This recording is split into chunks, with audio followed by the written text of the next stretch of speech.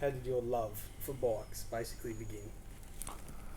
I I was probably born with it, I'd say, because my dad Mm. always had motorbikes.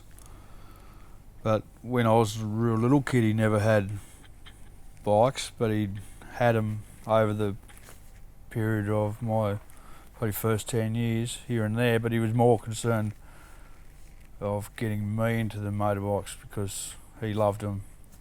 And years ago, like my dad was born in 1928, so he passed away about 20 years ago now. But it was a form of transport too. Motorcycles was more common back in the day than well, it's still common, but it was a big thing. But Dad always loved motorbikes, and I loved motorbikes pretty much from the beginning. And when I was 4 years old, Dad enlisted me in Launceston Junior Motorcycle Club, and he'd actually bought me a little motorbike which I didn't know was mine. It was an old Italian bike. It was called Bombardier.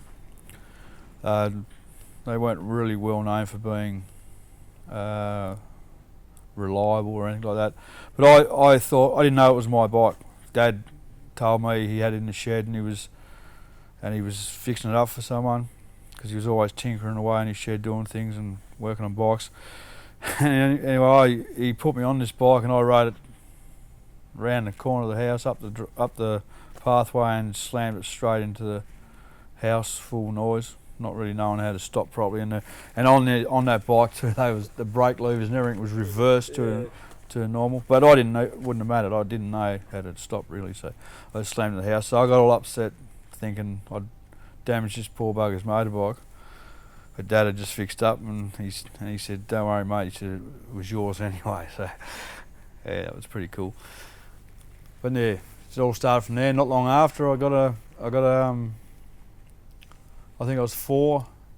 I had a little Honda MR50, 1974 model, which was second hand. Dad fixed it all up and painted it. I didn't even know he had it. He had it stashed in the shed somewhere, and I got it for Christmas, I think. It was a second hand bike, and that's where straight away I started going to the Motorbike Club and just went from there.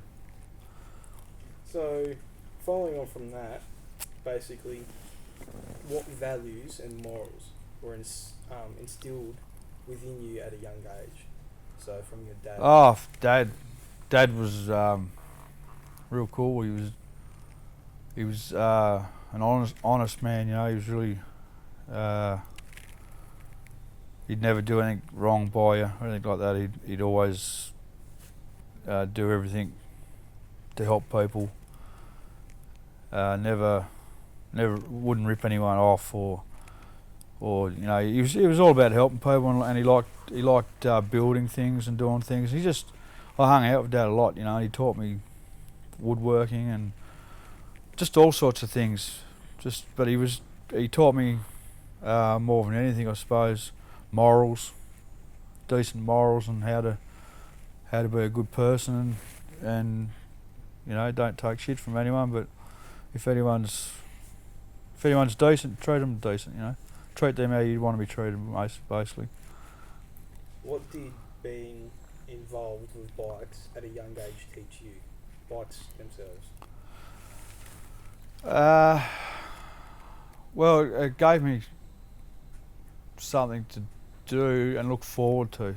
So I used to look forward every month where I knew I was going to the Motorbike Club, or if Dad because we lived over the road from a park in Launceston, so we'd be mucking around with the bike, and Dad would say, "I just give her a run over the park there, mate, and see how make sure it's running right or whatever, you know." So I was, and I'd take off and love that. So it taught me probably a little bit of patience in some sort of way. Like you had to wait for your month to come round and to ride it properly and all that sort of stuff. But yeah, it taught me a lot of skills really.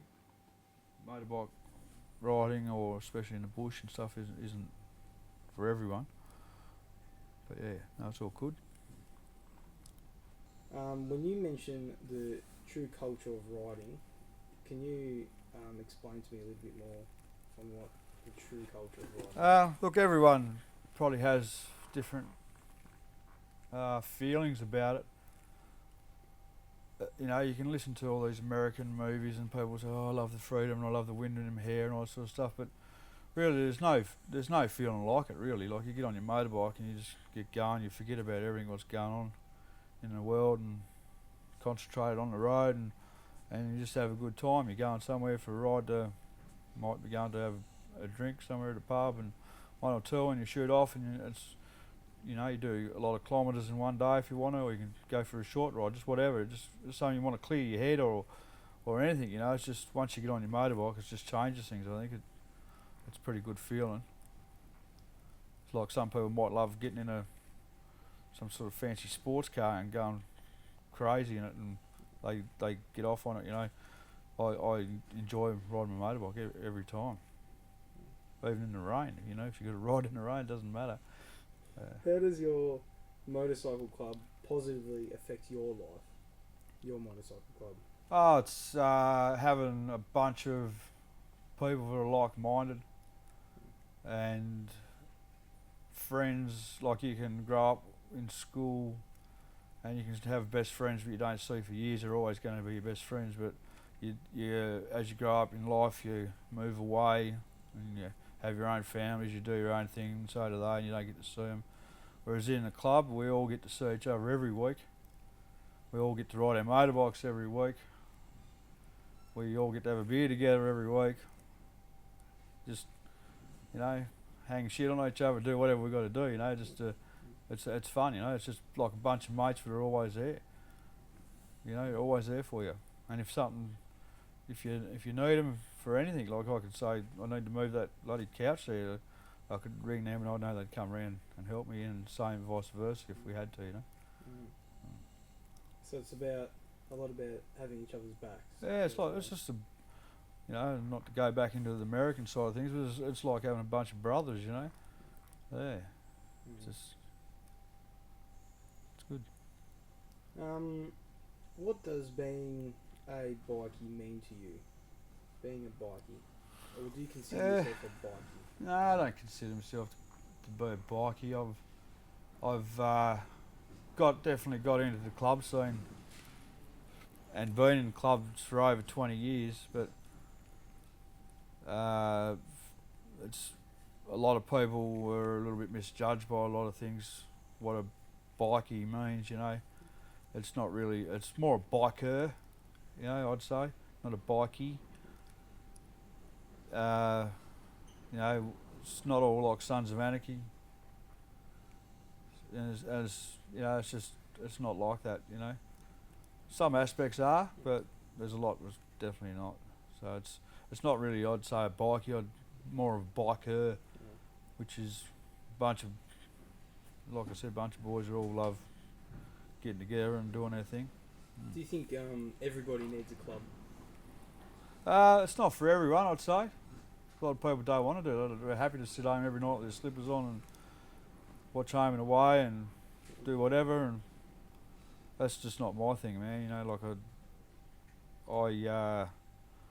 If I didn't need that in my life, I wouldn't have stuck with it for so long. And you do see a lot of people come and go over the years in clubs, not only my club, here, there, and every club, but if it's not for you, you're not going to stay there. It's like anything, if you're in a sports team or whatever, and if you're not really into it, you're not going to stay there. So if you want to learn the guitar, if you don't put the hours in, you don't learn the guitar. You've got to stick with anything. If you want to stick with something, stick with it. I usually give everything I've got 100%. If I'm not really keen to be like that, I don't want to do it, really. And things may have happened in the 60s and 70s that have kind of lingered through to even today, where people still are echoing the same kind of statements. Would you be able to elaborate, on that kind of time period, or do you know anything yourself? Well, it's anyone that's in a bike club. If they're in a bike club, they stand up for their own club, And if there's incidents that have happened over the time, it'd be no different to two football groups going out together, and you're saying my football group's shit, and we're saying no, yours shit. You're always going to get that barter. It's like Launceston and Hobart people, we all have a bit of that going on. It's it's not really going to be. It's never going to be perfect, you know. But it's good here in Tasmania.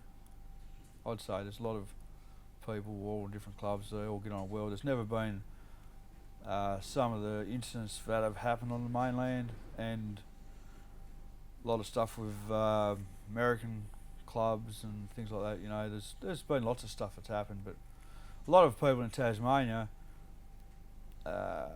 all grew up together. So there's people in other clubs which I'm really good friends with, and that'll never change. You know, it's just one of those things. It's all you know. It's never going to be perfect, but it's you know, your friends are your friends. You know, so and we all do our own thing. But yeah, it's all good. Do you think some people confuse a gang between a friendship? Yeah, I don't really like the word gang much. It's a lot of the whole gang side of things is it's like all the stuff that's going on now. You're quite aware of what's going on in the Parliament have called us all gangs, and we're all dealing drugs and making drugs, and they got no idea. You know, they've actually got no idea what's going on, because it's not even like that. You know, my club, we all go to work. You know, we all pay our taxes. We all got our own houses. We all got house loans. You know, we're just normal people, but we still do the bikey thing. You know, but people say we're clubs. It mainly comes from the governments. You know, gangs. I mean, they say we're gangs and we're nothing but trouble and we're doing all this sort of stuff. But you know, if we could go to a lawyer and say, look, these people are saying this about us. You know, they shouldn't be saying this, but they not actually mention my name or anything like that, so you can't do anything about it. But the general public could believe that. You know, that's the sheep of the community will always believe that, but they don't even know us. You know, so it makes it hard. People call us gangs. We're not gangs. You know, you've got gangs, and you know, there's gangs from America. I think that's where it come from, and you might the Apex gang in Melbourne going smashing people's houses up. But we'd never do shit like that. You know, as a club, you know, things would never happen, and we'd never be the way the government portrays us to the general public. Do you know why the government? Because they've had lots of trouble in the past with different things, and they don't want clubs in Australia, and they won't bring in a blanket decision across Australia either, because there's laws that go right back to the Geneva Convention in Victoria that cover the people of Victoria to wear and whatever they want. It's like if you want to wear that sports coat, you know, and then the government says no, you can't wear that red jacket with the blue stripes now. You know, it's is it really that bad? The world or the government can tell us what to do, you know? But that's, and once they make the decision, there's nothing we can do about it. But we're cool with that. You know, we're not cool with it. We're definitely not cool with it. But we'll still ride our motorbikes. We'll ride them all the time, mate. You know, it's not going to stop us. We'll still hang around together, and we'll still do whatever we can together. But for someone like the government to tell you what you can wear and what you can't wear is just a load of shit, man. That's just wrong. Yeah, no, I 100% agree. And do you think these mainland bikies influence the negative stigma? Definitely some of them, because there is some people, and I'm not going to mention names or anything, but there is some people in clubs that are in clubs for the wrong reason, and they don't ride motorbikes. We're like Tasmania, we're a motorbike riding club. You know, we're an old school club. That's what we do. We like riding our bikes, but there's a lot of people in clubs that are in it for all the wrong reasons, and they are doing the wrong thing sometimes, not all the time, but and incidents have happened which has affected everyone down the line, and every club if you got something on your back, pretty much treated the same, because by the government and the police, and which is, you know, there's good and bad in everything. There's good and bad in the police department. Police get in charge of things all the time. You know, things that you never see someone in a motorbike club do, ever. You know, and there's parliamentarians that are doing some twisted, weird shit. And there's all these things that get brushed under the carpet too. You know, and that's not right. It's not fair either. Anyway, you know, it's definitely not right. What kind of things have motorcycle clubs done to help people in Launceston? Look, motorcycle clubs in general, like some people do, lots of charity work. They have, like, there's a toy run, and they give toys away to underprivileged kids, and there might be situations where someone might come to your club and say, look, this is, we know this little girl, but she might need something, like, to help her out. You know, it's like fundraising things like that happen, you know. The clubs are all not just about being a club, like, they do help people, and every club does it. They all sort of have their own little thing where they help people, especially in their own circle too, like families and stuff like that, and friends of families, and or anything close to anyone's heart, they'll help in general. So why do you think basically motorcycle clubs in general have this reputation? Is there one aspect, or is there... Look, there's been plenty of aspects, I suppose, that have been bad enough to tar us all with the same brush, and that's life, you know. But they can't. The government wants every individual person to be put on that level, you know, and it's further. It's not the truth, and they shouldn't be allowed to do it. Yeah. Basically, what I want to kind of know now is, what is riding in Tasmania like compared to what it might be like elsewhere? That's absolutely awesome. Got some of the best roads in the world. We've got lots of windy roads. There's groups of motorcyclists and other clubs that come over here on their club runs to ride on our roads, because it's a beautiful place. You know, there's plenty to see. You can be at the beach 1 minute, and an hour later you can be in the middle of the city. You know, it's not that far really from anything. Whereas on the mainland, you go on a lot of straight. I mean, there's beautiful roads everywhere, but straight highways that you're on for hours and hours. It's not really that much fun on a motorbike or in a car or anything. Really, you're just sitting there like a bloody zombie. Yeah. You know, driving your car or riding along, and not much to see. You know, but there's plenty to see over here. There's plenty of cool corners and roads, and lots of little stops along the way, and Tasmania's famous for that. And lots of motorcyclists come here all the time for that reason. So they're not coming here to set up ice factories. They're coming here to ride their motorbikes. A lot of people, you know, because they love it. Yeah. If first, before I get on to this topic, do you think if motorcycle clubs became more active within the public eye, it would maybe change a perspective? Or do you think motorcycle clubs are doing what they're doing now is fine? I think there is motorcycle clubs spend a lot of time amongst themselves and with themselves, and they hang out together, not because they don't fit in with the community, because we all are the community, but we're not going to go out to the mall every week and hang out. You know, it's not just so everyone thinks, oh yeah, they're cool.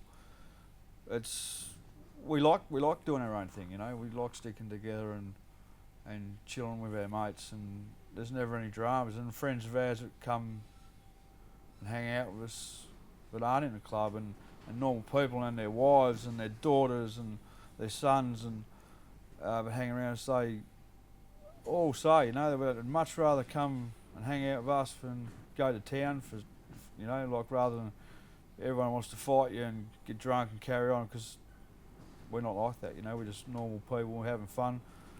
If there is rowdy people over the years that are just idiots and treat everyone bad, they'd never last long anyway, you know.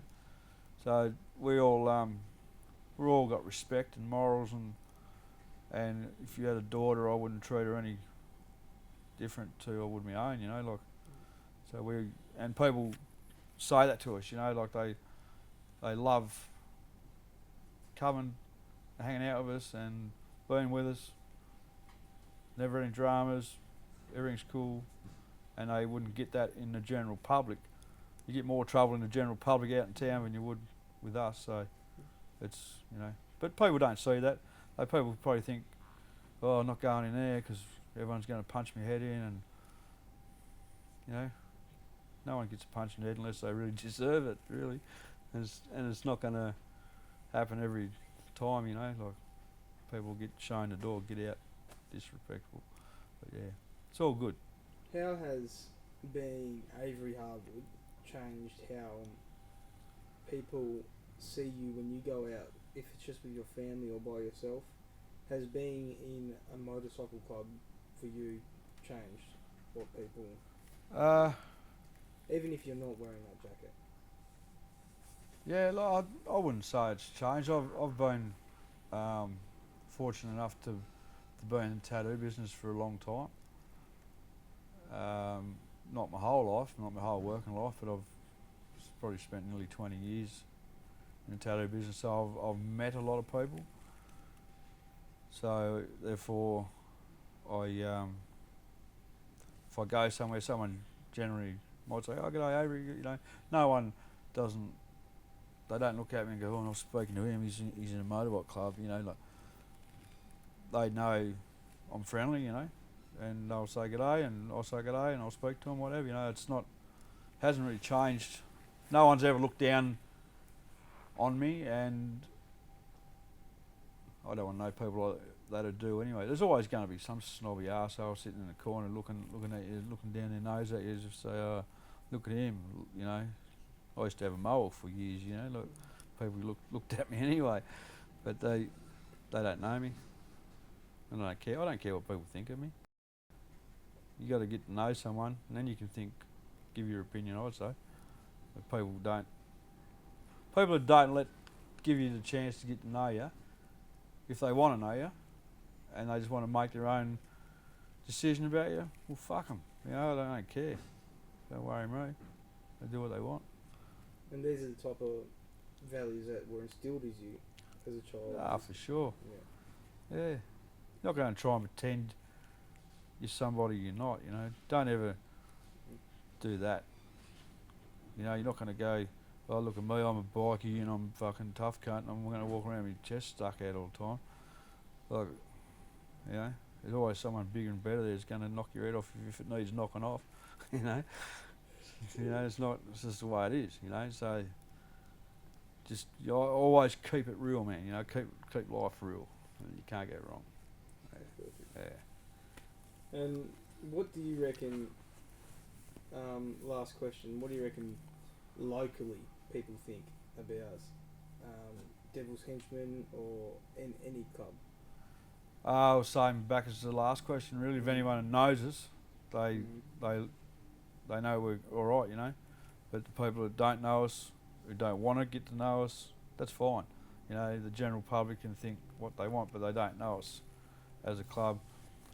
And I'm not just speaking about my club, and I won't just speak about my club, but it's just in every walk of life and every club person in Australia, there's always going to be someone that's going to hate you no matter what, just because you're in a bike club.